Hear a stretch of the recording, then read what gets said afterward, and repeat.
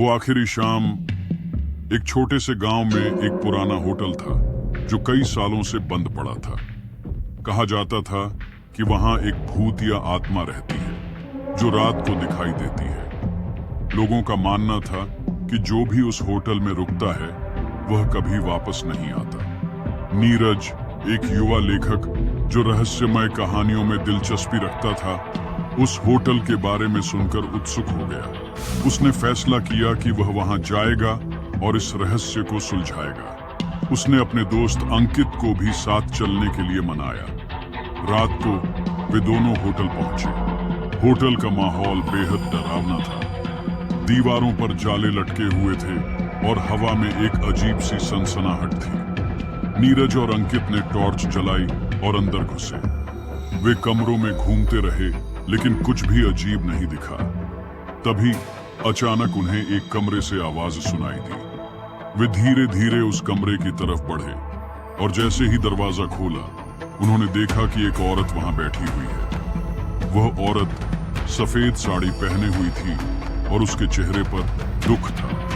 नीरज ने पूछा, तुम कौन हो? तुम यहाँ क्या कर रही हो? औरत ने जवाब दिया, मैं इस होटल की मालकिन थी। मुझे यहाँ फंसाया गया है। मुझे मुक्ति चाहिए।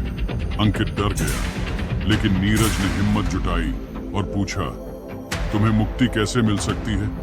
औरत ने कहा, तुम्हें उस आदमी को ढूंढना होगा जिसने मुझे मारा है। वह अभी भी इस होटल में है। नीरज और अंकित ने फैसला किया कि वे इस रहस्य को सुलझाएंगे। उन्होंने होटल के हर कोने को खोजना शुरू किया और तभी उन्हें एक तहखाने का दरवाजा मिला। वे तहखाने में उतरे और वहां उन्होंने एक आदमी को बंदी बनाए हुए पाया। वह आदमी बेहद कमजोर और डरा हुआ लग रहा था। नीरज ने पूछा, तुम कौन हो? आदमी ने जवाब दिया, मैं इस होटल का मालिक हूं। मुझे इस औरत ने बंदी बना लिया है। वह मुझे मारना चाहती है। नीरज और अंकित को समझ नहीं आ रहा था कि किस पर यकीन करें। तभी उस औरत ने कहा, वह झूठ बोल रहा है। उसने मुझे मारा है और अब वह मुझसे बदला लेना चाहता है। नीरज ने फैसला किया कि वह इस रहस्य को सुलझाएगा। उसने होटल के पुराने रिकॉर्ड्स को खोजना शुरू किया और पता लगाया कि उस औरत की हत्या उसके पति ने की थी, जो कि वही आदमी था जिसे उन्होंने तहखाने में पाया था। नीरज ने उस आदमी को पुलिस के हवाले कर दिया और उस औरत की आत्मा को शांति मिल गई।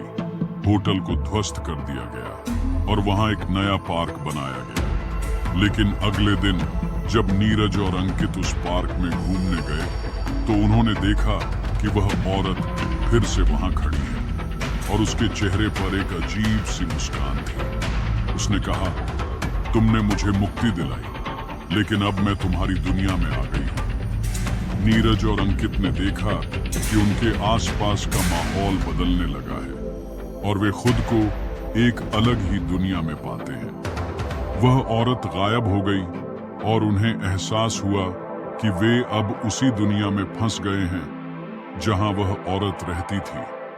कहानी का अगला भाग जानने के लिए देखते रहिए द सीक्रेट कहानी।